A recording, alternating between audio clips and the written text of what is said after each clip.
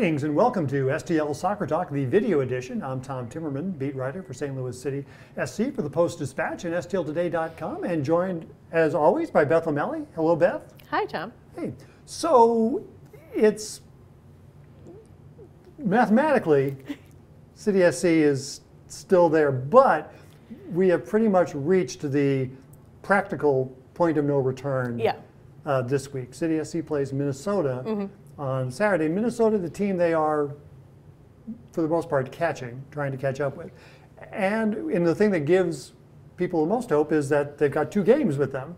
And if they were to beat them both, that's a big step. It is a big step. But the situation is tough after, go figure, another tie. We need to watch back. I mean, I know how many times the team tied, but we need to watch back through the entire season and figure out how many times we had to say the word tie. Yeah. Probably me, actually, with the exact same intonation, saying another tie, other than the first one. Right. Another tie. Right.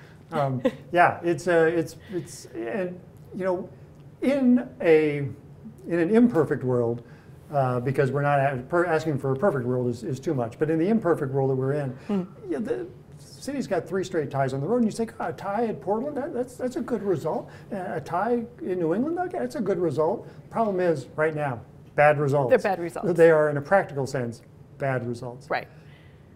They're slightly better than a loss, but they're not what the team really needed. Yes, what they really need are wins. Right. And you know, against New England on Saturday, they played good. They have a very good game. They had the shots, they had the opportunities, they had the calls go in their favor. They certainly had the calls going in their favor.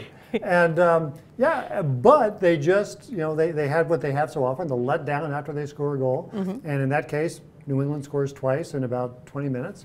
And they had to battle just to come back. New England goalkeeper plays out of his mind, has great saves all over the place, denies them chances. But all they can get out of it is a tie. So they're 8 points out. Right. So they say, look, if you beat Minnesota twice, okay, that's 6 points.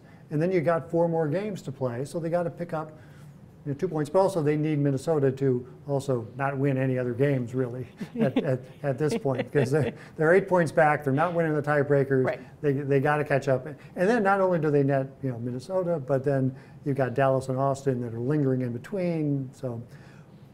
But they're playing well. They are playing well. It looks good long term. The problem is the season isn't long term. No, there are 6 weeks left for them. So it's a tough one. You like how it looks for 2025, but they really got to, it's 5 and a tie. Maybe it does it, but and if they lose to Minnesota, that's it. They're done. So they have to now win on the road.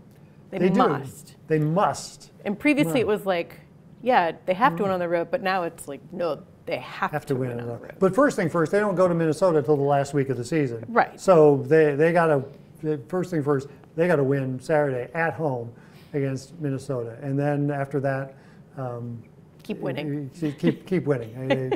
It'll be tough. But the team's looking good. I think we have to agree that you're seeing things out of not only Hartle and Toyert and Betcher, but Jonas Horn looking very good on the left side. Yeah. And so it's coming together, but not going to be enough time. Right.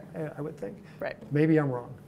So it would be kind of nice if you were, frankly, but I'm kind of with you on the situation. Yeah. They now need to win in the last 6 games more games than they've won in the entire season. Right. Up to now. Yeah. So who knows? But they're playing really well. Have I mentioned that? You have mentioned that. And we'll talk a lot more about that and the game and Minnesota. And many other things. In the podcast. On the podcast. We'll talk about handballs, too. I expect handball discussions to come up. You can join us later on the podcast, unless you listen to the podcast first, in which case you've already heard the podcast. Right. But in any case, you can catch all sorts of us and read me in the paper and online and everywhere else. Until next week, for our producer, Ali Shallett, for Beth, I'm Tom, BC.